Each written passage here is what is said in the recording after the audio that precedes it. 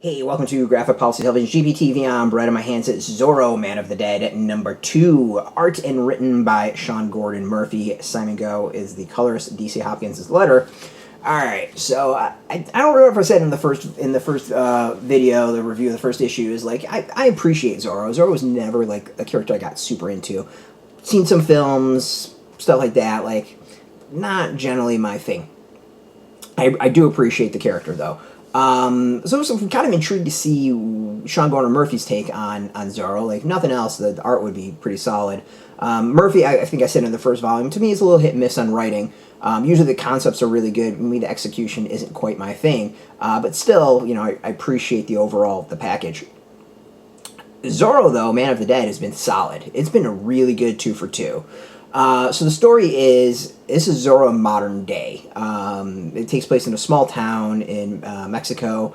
A drug dealer has kind of taken over the town and kind of held the town hostage. At a young age, the guy who is now Zorro, his father saw his father murdered, kind of went into a fantasy world where he thinks he's Zorro. His sister wound up working for the drug dealer, and now the sister has kind of come across him, found out he's alive, also found out he's a little off his rocker. The drug dealer himself, trying to catch you up on the story, is caught between a rock and a hard place. One of his members was a DEA informant, so the DEA is on one side, and then his bosses, the drug dealer's bosses, are on the other, all pissed at this drug dealer, Rojo. I think it's El Rojo. So, of course, the girl wants to get the hell out of Dodge. Her brother, who thinks he's Zorro, wants to free the town and stop the drug dealers. All caught up at that point. So now, the big question I said on the first issue was, how are you going to have Zorro take on guys with machine guns and cars and stuff like that? And the answer is, Murphy pulls it off really, really well. One, there is that kind of differentiation between, or that gap between weapons between the two.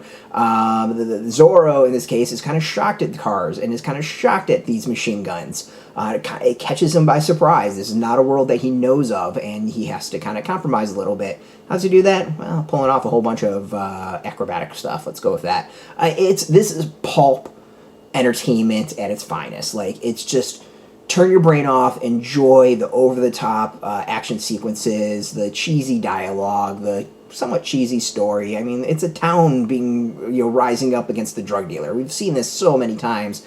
It's Three Amigos. It's most westerns. Like, come on, this is not a complicated story so far. But there's something really charming about it. It's really fun, and I think the thing is that Sean Gordon Murphy just dives into the pulp cheese of it all and embraces it and just goes with it, and it works. It works so well because it seems to be aware that there is this issue with the character going up against guys with machine guns, and just kind of fully embraces it. It's pulp cheese, and it's fantastic pulp cheese. The art is solid. I mean, Zorro has a pet fox that's helping him. Like, come on. The art is, I think, fantastic. The story's fun. The pacing's great. Like, this is just, Sunday morning adventure where you have the guy in the costume talking you through the movie, talking about the movie in between the breaks. Like, it's just that sort of pulp fun. Flash Gordon, old Superman reels, like that. So it's just that goofy. Don't think about it too much. Just enjoy the ride. I like it. It's really solid. I actually think out of pretty much everything I've read of Sean Gordon Murphy, this might be the best so far that I've really, really enjoyed. As I said, he does a lot of good concepts, but I always think the execution kind of falls like a little short of the concepts. But this one I think is just firing on all cylinders. Really, really good stuff, really entertaining, and yeah, highly recommend it. I think it's fun. You can go check it out. It's in shops now. We got a link beneath this video. Put in your zip code. It'll tell the shops near you. No shop, no problem. We have some links where you can purchase your own. There'll be affiliate links, so you get a small percentage. By doing that, you'll support our site. Speaking of support, just watching our videos support us as always, so thank you for that. If you're into comics, check us out every day at graphicpolicy.com. We're on Twitter, Facebook, YouTube, Tumblr, Instagram, TikTok, Mastodon, Threads, Blue Sky, all at Graphic Policy, keeping it nice and consistent. Until next time, keep reading those comics and keep it geeky.